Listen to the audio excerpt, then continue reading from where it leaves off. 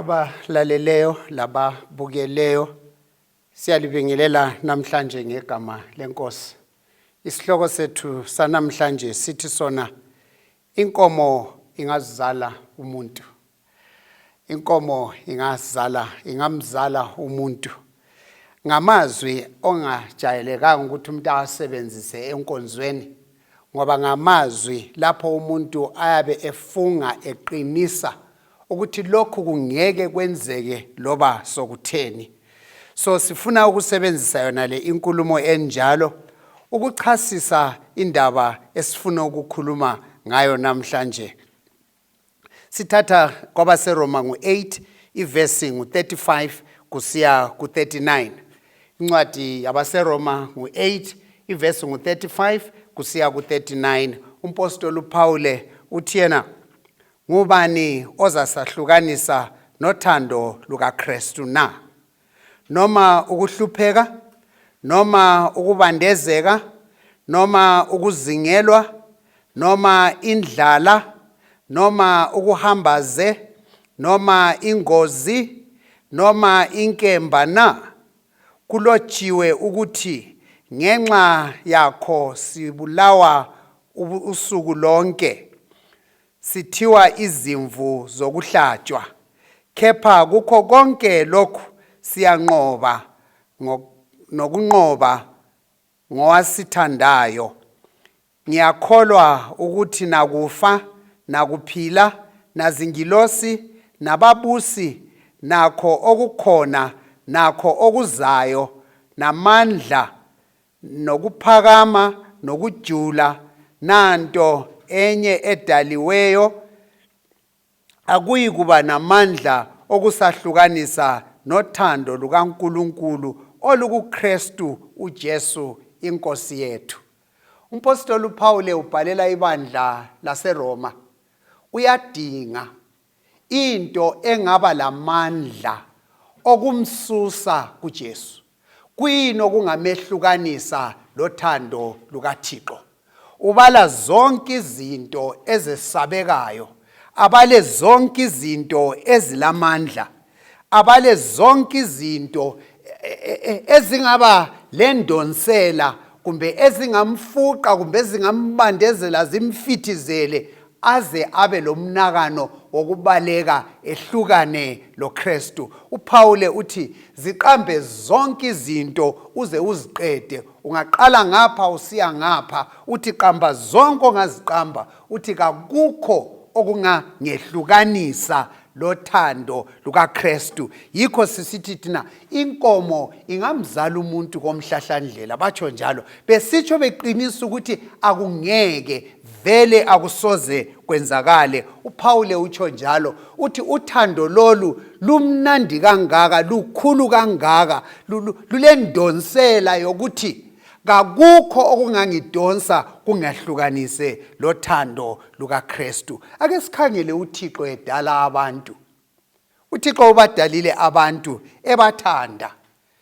Abantu baba yizidalwa eziqhakathekileyo okwedlula zonke izidalwa ezikhona. Nakana konke okwadalwayo, konke okuhle ongakucabanga, uThixo wayenza umuntu ngomfanekiso wakhe, waba yisidalwa esiqhakathekileyo afuna ukuhlala laso eduze laye ngoba esithanda kangaka. uPaul uthi ke ngenxa yaleso sizatho yaloluthando, ngenxa yokuba yisidalwa esiqhakathekileyo, uPaul uthi yena kakukho okungangehlukanisa loThixo ongithanda kangaka. Xa uthi uyakhangela ensimini yase-Eden, umhlaba usesemutsha, umhlaba usesefresh. Khona phana uThixo ethatha ilanga ngelanga esehla ezohamba ethekelele izidalwa zakhe azidalileyo. Ufica uAdam lomkakhe sebecabange ukuthutha bambalekele, sebetshintshile ingqondo, sebekhethe ukwehlukana loThixo. Yena ngapha uPaul ebheja esithi kakula lutho lungamehlukanisa loThixo. Kodwa uAdam lomkakhe siyababona ensimini yaseEden bekhetha ukubalekela ukwehlukana loThixo. Nxa uthi yadinga isizathu ukuthi isizathu bani esenza bakhethe into embi kangaka, isizathu kwaba yikudla. Hathi ukuthi ukudla kwasokuphelile sebelendlala, kodwa nje ukuthanda ukudla, i-appetite yabathuma ukuthi hayi ngegama lokudla bakhetha ukubana uThixo lanxa elothando, lanxa ebathanda, bakhetha ukubana behlukane laye. uPaul uyala uthi ungaletha loba yikudla kwangaphi, ulethe amafidlongo ezimnandi ezifele emlonyeni, uPaul uyala uthi kazikho ezingamehlukanisa lothando lukaThixo. uAdam angahamba lomkakhe bambalekela uThixo bedinga ezifele emlonyeni, yena uPaul uthi angeke akwenze lokho. Nxa uthi yalandela uKhayini ekwazi kakuhle ukuthi indlela kaThixo nansi, okufunwa nguThixo yilokho. uKhayini ukhetha ukuthi yena eyakhe indlela, lanxa eyazi ekaThixo, uKhayini ukhetha ukuthi yena uzahamba ngeyakhe, uzakwenza izinto ngendlela yena ayifunayo lanxa indlela kaThixo eyazi. uPaul uthi yena lanxa ungaletha ndledlana zahlobo luphi, yena uzakwalela kulokhu okutshiwo nguThixo, akasoze athathe indlela ephambana loThixo. Hlobo esithandekayo, kufanele sifunde isifundo ngenkulumo yanamhlanje ekuseni, ngoba abantu empilweni bayakhetha ukumchiya uThixo ngezizathu ezingalamsebenzi, ngezizathu ezahlukeneyo. Sesibonile ikhaya lokuqala likhetha ukwehlukana loThixo kudingwa ezifele emlonyeni. Hathi ukuthi indlala ingenile, kodwa nje ukunambitha lokhu lanxa kuthe kungadliwa. Banengi abadla into ezingadliwayo, lanxa uThixo ethe zingadliwa bayazidla bengelandaba, ngenxa yokubana khonokho kwenzakala endulo labo bayakulandela. Kodwa lapha uPaul uthi singavumi ukuthanda ukudla, singavumi ukuthanda izinto sizefike kubanga lokwehlukana loThixo. Kanti loKhayini laye ukhetha eyakhe indlela eqinisekileyo, eqondileyo, uyayazi. Kodwa uthi yena lanxa okuqondileyo ngikwazi, ngizakwenza okufunwa yimi, khonokho kwamehlukanisa loThixo. Sizama ukubana sifunde isifundo sime loPaul ukuthi lanxa abanye bezakhetha ukuhamba ngendlela ezimbi, bezazi ukuthi zimbi, kodwa thina sifuna ukwala, salele endleleni eqondileyo, singavumi ukuthatha izindlela zethu sehlukane loThixo. Ungakhangela uSamsoni ezelwe ngendlela ebalulekileyo, ecacileyo, ezalelwe ukwenza intando kaThixo, ezalelwe ukugijima umjaho kaThixo, ezalelwe ukuthi yena uzaba ngocacileyo ozakwenza kuphela okufunwa nguThixo. uSamsoni yena usuka athi yena ngizakwenza okuthandwa yimi, okufunwa yimi, okuthokozisa inhliziyo yami, yikho engizakwenza. Bakhala abantu labazali bakhale bathi Samsoni kurongo, Samsoni kubi, Samsoni awungeke. Athi lanxa lingaze litsho njalo, nxa ngikufunile mina ngiyakufuna, yikho engizakwenza, kuthokozisa mina. Hlobo ezithandekayo, khangela eyakho impilo. Zingaki izinto ozaziyo ukuthi lokhu kakulunganga, lokhu kakufanelanga, kodwa ngenxa yokuthi wena usukhethe khona, yikho kukujabulisayo, uyakwazi ukuthi kakulunganga, ukhetha ukujabuliswa yinto embi. uSamsoni wakhetha into embi esazi ukuthi yimbi, wathi uyikhetha ngoba iyamthokozisa, wehlukana loThixo ngesizathu esinjalo. uPaul uyala uthi uSamson angakwenza, akhetha azithandayo, akhetha azifunayo, akhetha ezithokozisa inhliziyo yakhe. Kodwa uPaul uthi yena qamba loba yikuphi okuthandwa kumbe ngabantu abatsha, qamba loba yikuphi okuthandwa ngabantu abalodumo, uPaul uthi akukho ngitsho lokukodwa okuzangehlukanisa lothando lukaThixo. Mina ngiyacela hlobo ezithandekayo, nxa ngikhuluma ngisenza nje, khangele yakho impilo.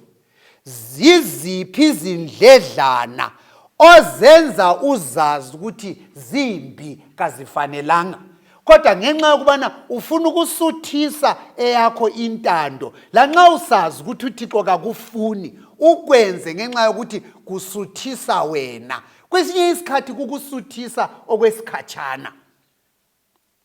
uPaul uthi yena angeke ngivume ukuthathwa luthuli lwamadube ngilandele izinto ezingafunwa nguThixo. Uthi qamba loba iziphi uzikhiphe ngemhlobo yazo, angingeke ngivume, azingeke zingehlukanise lothando lukaThixo. Ungakhangela enkangala abantwana bakaIsrayeli besegangeni khonale, Thixo ehamba phambi kwabo. Nxa kwakusemini kwakuleyezi elibakhokhelayo, nxa kwasokusebusuku kwakusima insika yomlilo ekhanyisayo ihamba phambi kwabo itshengisa ubukhona bukaThixo. Ekhona uThixo ukubaphelekezela, ukubagcina lokubelusa. Bayachibilika bathi bona thina sifuna uThixo ozahamba phambi kwethu. Bayaya ku-Aaron bathi thina lokho kukaMose lo osehambile entabeni thina kasisoze sikusebenze. Wena Aaron senzele uThixo ozahlala lathi ahambe phambi kwethu. uAaron uyabenzela inkonyana yegolide. Bayayikhonza ikhandiwe ngegolide, bayayikhonza, bayagida, bayahlabela, bayajabula ngenxa yokubana sebekhande owabo uThixo, besithi bona bafuna uThixo wokuzibazela, uThixo wokuzenzela, behlukana loThixo owabadalayo, ophefumulela umoya emakhaleni abo, uThixo owabadalayo, opompa igazi lijuluke emthanjeni yabo, uThixo owabadalayo, obasekelayo. Uyema ngenyawo zombili, ungaweli phansi, ubhalansiswe nguThixo. Bakhetha ukufulathela uThixo onjalo, bafuna uThixo wokuzibazela, inkonyana yegolide engaphefumuliyo, inkonyana yegolide engaboniyo, inkonyana yegolide yenziwe ngezandla zabantu. Ngikhuluma kunje ukhona olentebe ayigqizileyo, into azibazele yona, wathatha kulilembu mbe kubomvu mbe kumnyama, wagoqela okugoqelayo, wathunga wagqiza, uthi yikho kuza kugcina. Bakwenza endulo behlukana loThixo, bezikhandela izinto ezingezabo. Ukhono lesikhonkwane, kuthiwa isikhonkwane sizavikela ukuthi izikhova zingabuyi, kuhlohle loba yini ehlohliweyo. Zikhona izinto hlobo ezithandekayo esizibazela zona, sibeke amathemba ethu kuzo, sithi yizo ezizasigcina. Hlobo ezithandekayo, uThixo kakhandwa. Ngitsho la ngegolide uThixo kenziwa, ngitsho la ngempande uThixo kenziwa. uThixo nguye umdali, ubekhona izolo, ukhona namhlanje, uza kuba khona lanini kusiya phambili. Hlobo ezithandekayo, singavumi ukukhanda oThixo bokuzibazela, singavumi ikuzirobha, ikuziqila ukuthi ukhanda into ubususithi linto yezagcina wena, kanti wena nguyigcinile. Kunjenje intebe ingawele eziko, nxa ungasazanga wayikhupha masinyane, incibilika ixhwathele eziko. Ubusuzibuza ukuthi nxa wena kunguwe othi rescue, okhipha intebe ekuchabaleleni komlilo, uThixo omunye mbani phakathi kwakho lentebe? Nxa babekhanda igolide balilolonge balipholitshe, onguThixo omunye ngubani? Kodwa ingqondo yomuntu iyahlamukela uThixo umdali, ichibilike, ilande izinto zokuzikhandela. Omunye uyayikhonza imota, into nje yenziwe ngokuzinsinjana, lokungamarabho okuthile, lokungamaplastiki. ayikhonza imoto ayibabaza yenze into emangalisayo. Hlobo ezithandekayo, esikukhonzayo akwenziwa, esimkhonzayo nguThixo owenza abantu, ongumdali, ongusomandla. Endulo balenza lelo phutha. Thanda ukulitshela ukuthi lalamhlanje bakhona abaliphindayo iphutha elinjalo. uPaul uyala, uPaul uyafunga, uyagomela, uthi kungaze kuvele loba yini kayisoze imehlukanise lo Thixo. Kungaze kukhala isikhove emini, kungaze umvundla ungene egumeni ungaxotshwanga izinja. uPaul uthi yena kasoze ayebuza kwabanye ukuthi umvundla ubudingani. uPaul uthi yena kasoze adinge amanye amandla edlula amandla kaThixo, ngoba kasoze abe khona. Kayikho into ezambandezela imenze athuthumele ukuthi abalekele uThixo. Uthi uzahlala kuThixo. Loba yikufa kakumfice ekuThixo, loba indlala kayimfice ekuThixo, loba yikuphumelela yikuswela, uthi konke kakumfice ekuThixo, kuze kumchiye ekuThixo, engehlukani loThixo ngenxa yokuthi sokulezehlakalo. Kwesinye isikhathi sihlobo ezithandekayo, kuba yichoice ukuzikhethela nje. Ungathi uyakhangela nxa kwakuthiwa abantu ngesikhathi sikaJesu, inkosi yabuza ithi ngiliphe bani? Nangu uJesu waseNazaretha oyinkosi yamaJuda, nangu uBarabhasi umphangi, isigelekeqe. Ungathi uyakhangela abantu bengaloyiwanga, amakhanda abo engaphambananga, ingqondo zabo zihlezi kuhle, bathi thina sifuna umphangi, sifuna isigebenga, sifuna ubhinya.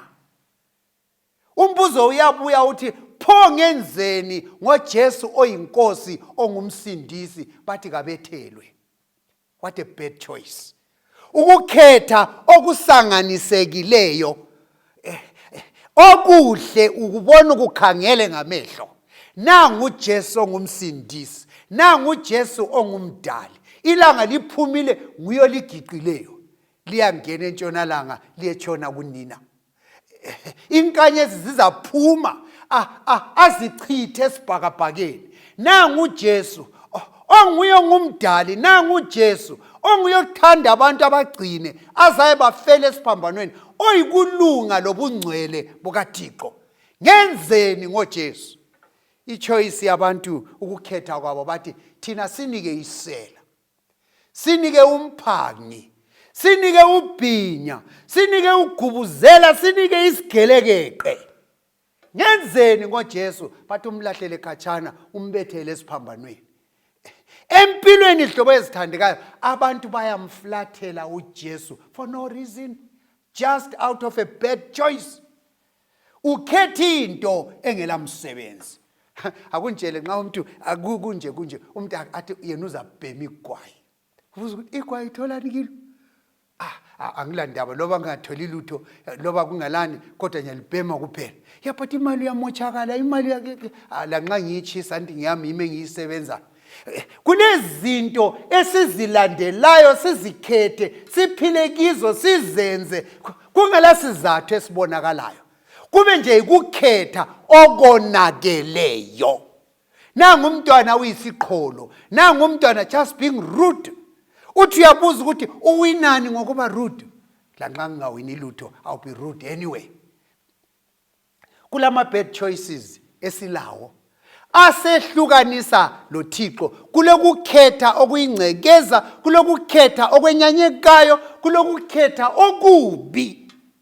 Esinamathela kukho, sithi sinamathela kukho sehlukane loThixo. uPaul uthena hlobo ezithandeka kwabatsha labadala, abade labafitshane, abahle lalabana abanjiyana. uPaul uthi yena lanxa sokufikeni yani yangaphi, yena nxa esesenza ukukhetha uzasebenzisa ingqondo.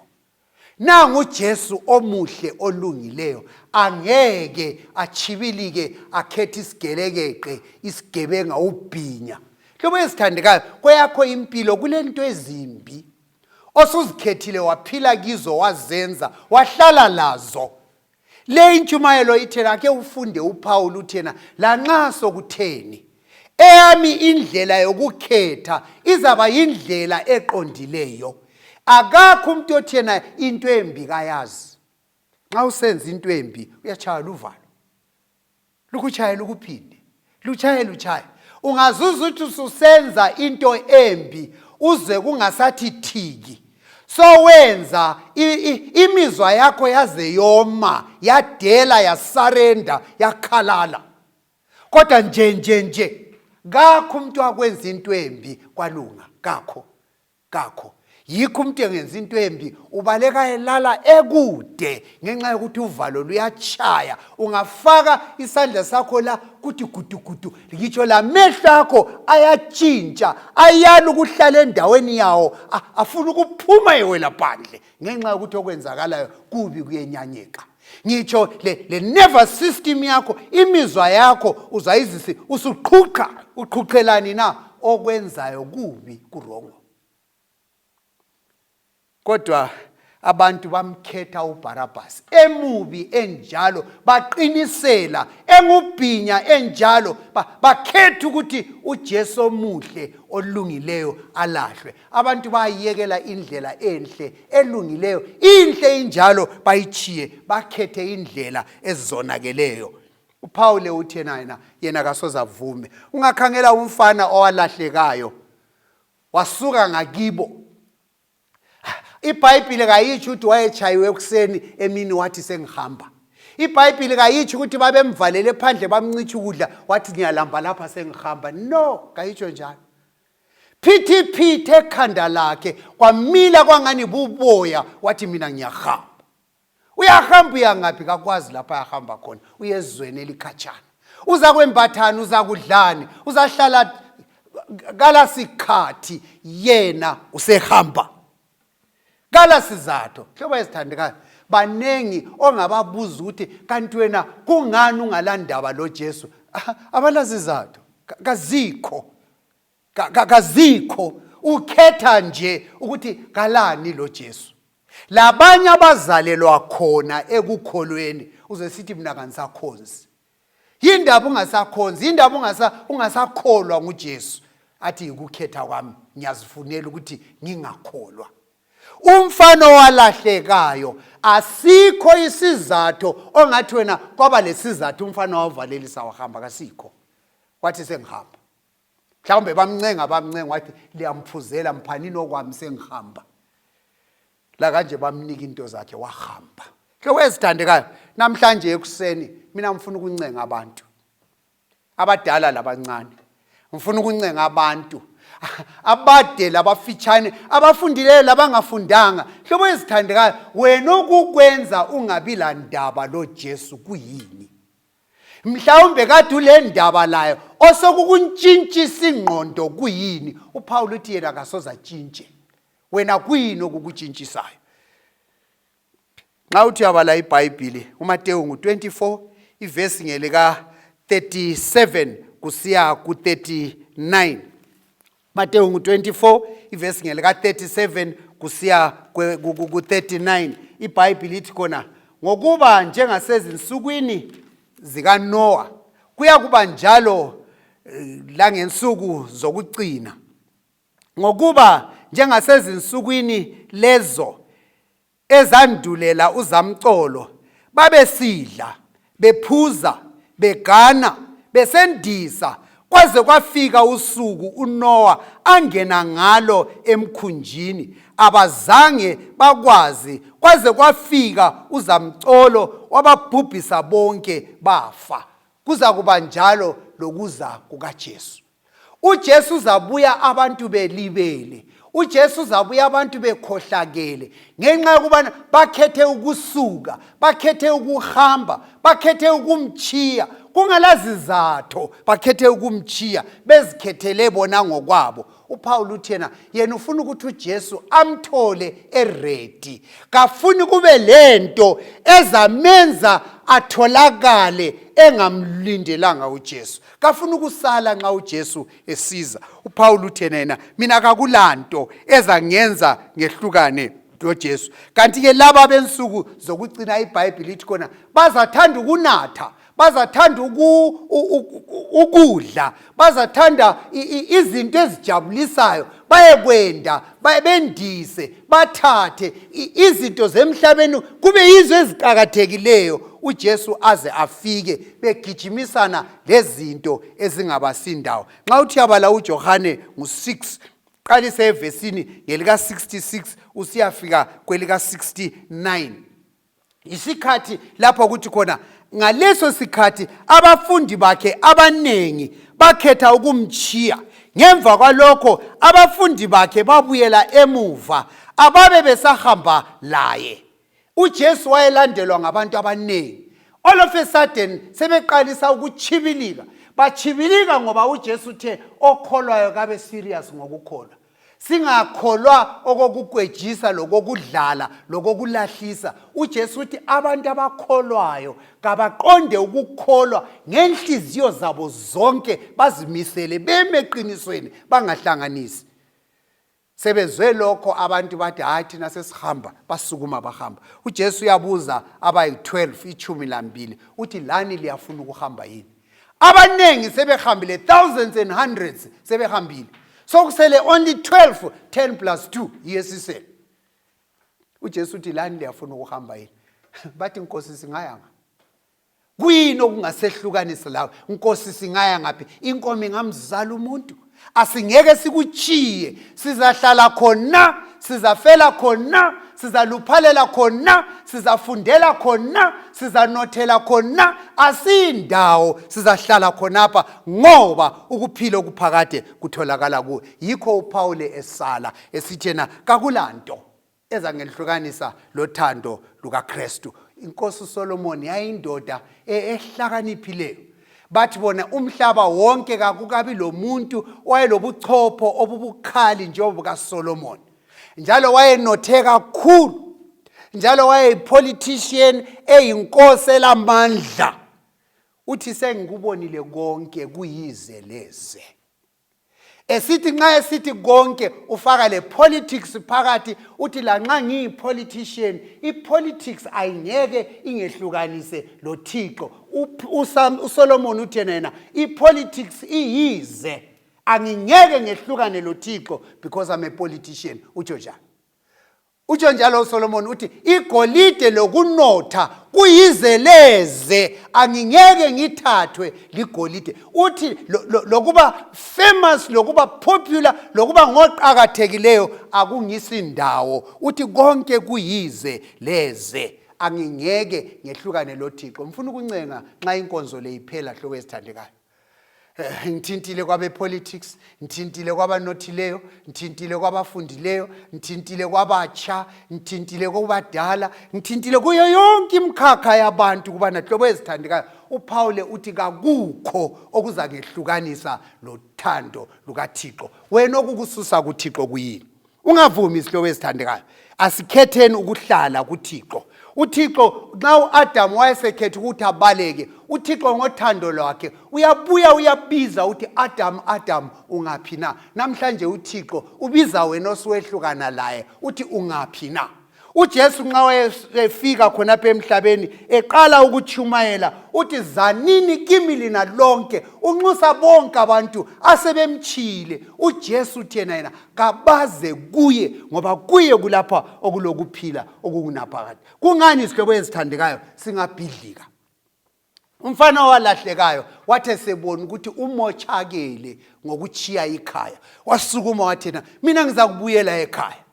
Wasukuma wathatha indlela, kazange kamelela isalary yakhe wayesemsebenzini, kazange save notice mbafaka iresignation, wasukuma wathi mina sengihamba sensiye ekhaya. Hlobo esithandekayo la ungavalelisi, sukuma lapho khona ubuyele kuThixo ngoba uThixo uyakudinga, uThixo uyakubiza. Umfana wathe le ngesiphambanweni ebona ukuthi uphile impilo ekhohlakeleyo. Umfana wathi Nkosi uze ungikhumbule embusweni wakho. uJesu uthena ngiyakutshela ngiqinisile ngizakuba lawe. Hlobo ezithandekayo, uThixo umelele wena, umelele mina. Singavumi ukumchiya ngenxa yokubana sesithethe ilizwe, kodwa kasivumeni ukuhlala kuThixo ngoba uJesu yeza masinyane ukubana azohlala lathi abe nguThixo wethu, thina sibe ngabantu bakhe. uNkulunkulu asibusise yiwo umthandazo wami.